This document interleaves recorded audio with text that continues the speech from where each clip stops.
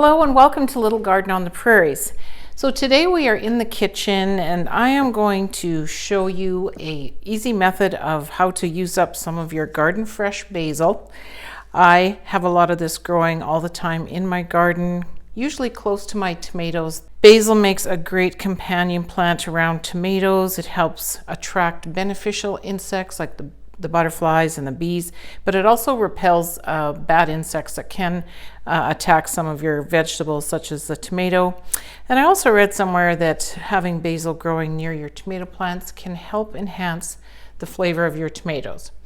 Not sure if that's true or not, but when you have this growing in your garden, of course, it gets bigger and you want to be able to harvest and use the basil for, your spices or in your fresh cooking. But today I had a nice little pile of it here and I thought I would show you how to make an easy basil pesto recipe and then show you how I freeze it and store it away for a whole variety of different recipes. So there's some basic ingredients involved in a pesto recipe. This is of course the basil. I also had some beautiful parsley growing in my garden bed, so I picked some of it and I've got about 2 cups of it here. It's been washed and spun dry. I also have my very first garlic cloves that I harvested from my garden. It's not very big, but I think this little bulb here will be the perfect size for this recipe. So normally the traditional ingredient in pesto is pine nuts, which we all know are very expensive. So using walnuts is a great alternative. It's much more economical and I find the taste is still really good using walnuts. We're also going to squeeze in some lemon, use some good quality extra virgin olive oil, and it's optional whether you want to add in some salt and fresh ground pepper, and also the Parmesan cheese is optional. I find if I have it, I'll use it in the recipe. Otherwise, Parmesan is something you can just add into your recipes when you're cooking with the pesto. So to blend up my pesto, I'm going to be using my NutriBullet. You could also use a food processor, which works really well. I just find this is so much easier to clean and I'm just making a small recipe. So my NutriBullet should be able to do the job. And then also you want something that you can freeze your pesto in easily, such as an ice cube tray. So we will start off by loading up some of our ingredients here into the blender, starting with our basil.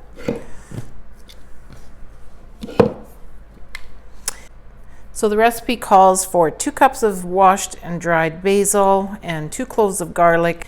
I ended up with 4 small ones here from my garlic bulb, which I'm going to add in. It also calls for a tablespoon of lemon juice. I'll just squeeze in.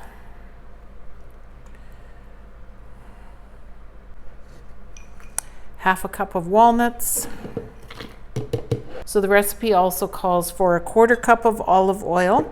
I want this to be a little thicker because I'm going to be freezing it as opposed to eating it fresh. So I'm going to start off with just a few pours of the olive oil.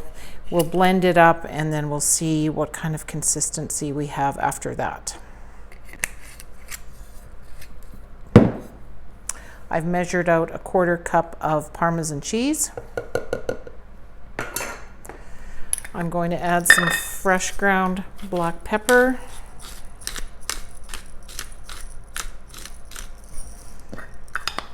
Again, the pepper is optional, as is the salt. I'm going to wait until after I have it blended, give it a taste, and decide if I need to add any salt or not. So that's it. You are ready to get this blending. So I missed hitting the record button when I first started blending up this mixture here. It was a little bit dry. So I just added another small pour of olive oil to it and we will give it another blend here.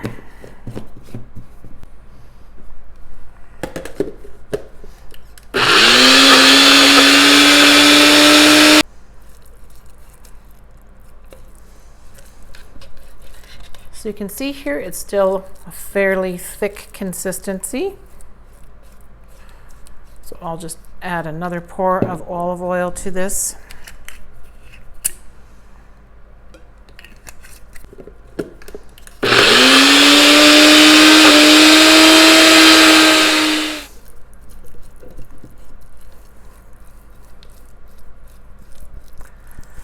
So once you think you have it to the consistency that you like, you can give it a taste test and add more salt or pepper to taste. So this should keep in the fridge for a week or two. I like to freeze it in small ice cube, about tablespoon size, that I can add to a variety of different things when I'm cooking. So this is just a great way to use up your basil if you have a bunch growing in the garden, or if you love making pesto with fresh basil that you purchase from maybe the store or from the market garden. This is just an easy recipe. It smells amazing. So I will leave the recipe that I followed today in the description box below so that you can check it out. As I mentioned, this was using a 2-cup serving of basil. You could double this up if you have a lot more basil or if you want a lot more pesto.